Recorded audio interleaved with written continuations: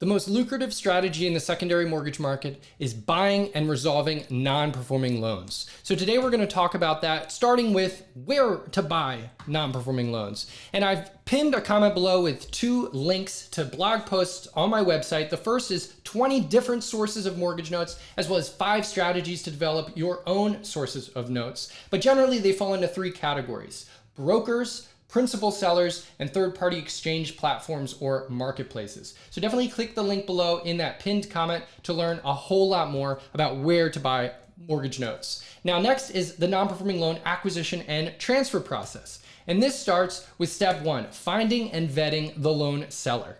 Next is step 2, the pre-bid waterfall process, in which we determine what we're going to pay for a loan before we do all of our in-depth due diligence. Next, we're actually going to submit an offer in the form of an LOI or a letter of intent. And if that letter of intent is accepted by the seller, then we move into an exclusive due diligence period where we actually complete our full research on the account. Next, we're going to finalize our offer and make sure that the seller knows we're ready to close. The step 6 here is to review the contract or the loan purchase sale agreement, also defined as the LPSA. Now, the most important thing you're going to look for on the contract is the representations and warranties of the seller. So you know if there's any issues post-sale, you have some recourse. Next, we're going to fund the trade by actually wiring our purchase proceeds to the seller or maybe an escrow company if that's part of your arrangement. Next, we're going to coordinate the servicing transfer to get our loan servicer all of the data on these loans. Then we're going to review the physical files, the note, the mortgage, the assignment, and the allowance that come in the mail from the seller to our office or our document custodian. Next, we're going to record the assignment of mortgage to make sure our company is on title. And then finally, we're going to begin our management of these non-performing loans and the collection process to get these borrowers back on track.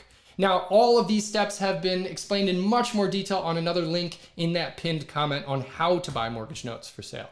So next, we're going to talk about 2 methods in which we can price these non-performing loans and actually value what they're worth to us. And method 1 is bucket pricing by tranche. And essentially, this is a strategy that's used when you already have pricing guidance from a seller, and it's more likely going to be implemented when you have an exclusive arrangement to purchase loans from a seller. This isn't when you're competing with a bunch of different buyers at once. And essentially what this means is if you've defined the pricing with the seller in advance, for example, let's say that non-performing seconds behind current senior liens with full equity, it's a high quality loan, could be worth 65 or 70% of the unpaid principal balance. So you've agreed with that with the seller to begin with, then your research is just defining all of the assets in the portfolio based on these different characteristics. And if it falls into that specific bucket, then you can offer the price that's already been agreed to.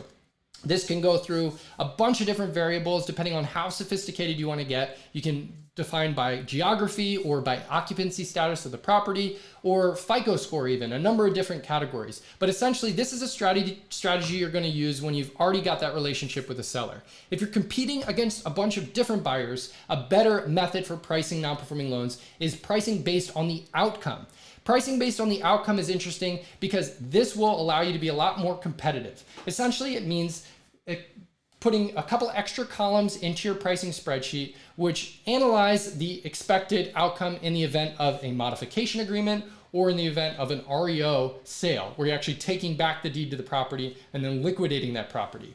So for example, let's talk about the first one, the modification option.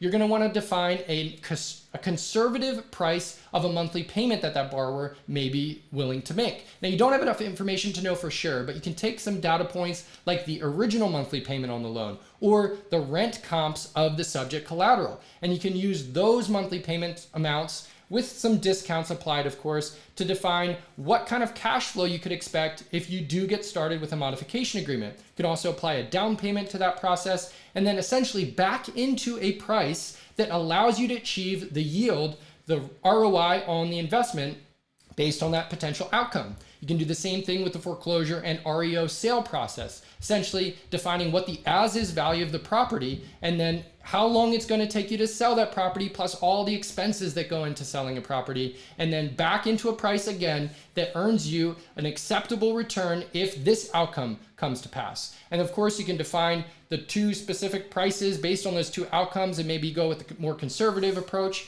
And then that would be your pricing analysis to send back to the seller in your letter of intent. Now, all of this information and more is available on the FIXnotes.com website. We've got our free course, How to Invest in Mortgage Notes. And then part of the mastermind is our masterclass series, which I'd especially want you to check out, the comprehensive due diligence masterclass course. It is included in the membership to the mastermind. And you can basically look over my shoulder as I work in Excel on those different pricing strategies. All right, that's it for next time. I'll see you on the next one.